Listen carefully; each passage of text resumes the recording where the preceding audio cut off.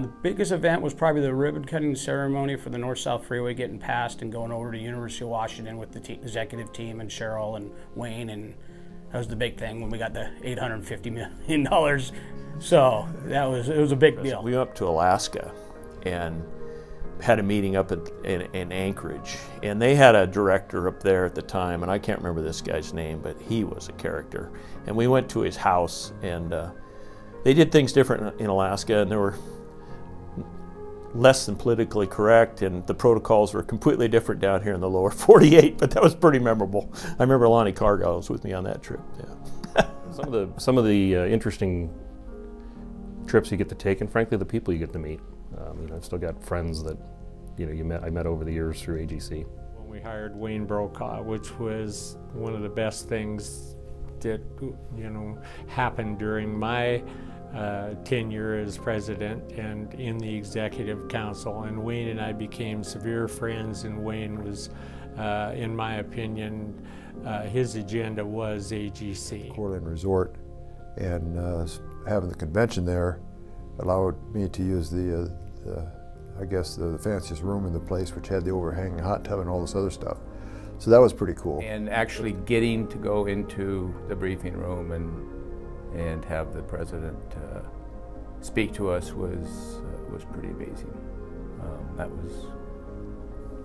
It was just a smaller group of people in a very intimate setting with the President of the United States there, and that kind of elevated the appreciation for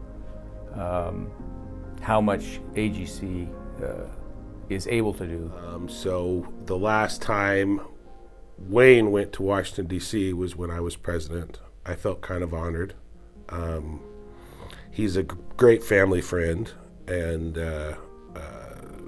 so when Vince and I went back to Washington, D.C. in 2013, that was the last time Wayne went. We instituted what we called the Old Timers Night, and so we invited all the people that were pretty much retired out of our industry to come and meet the younger people. And Carolyn Pierce, who was on the AGC staff at the time, and I worked very diligently to get a lot of these, and then we opened up a mic. It was really kind of it was a lot of fun, and so that was kind of a fun thing to do. And then of course the trip to Washington D.C. was memorable. I had been there during the Obama administration, and in 2018 was the middle of the Trump era and the changes and just the craziness that goes on in D.C. It was pretty great. The social gatherings that we had at the big parties that we would have regularly at Davenport or in Coeur d'Alene, and then of course the National AGC was always a big event that I just loved going to meet all the people in the country that were the movers and shakers of this country. I've always enjoyed the annual convention. I started going to the annual convention in 1988 at the age of 15, 16 years old when my father was the president, and it was just great to see our community of contractors come together. I think a lot of times we're competitors, and the annual convention and a lot of the other events that we have kind of bring us together. We can drop our guard. I was only the second person to get the Meritorious Service Award as an ELC director.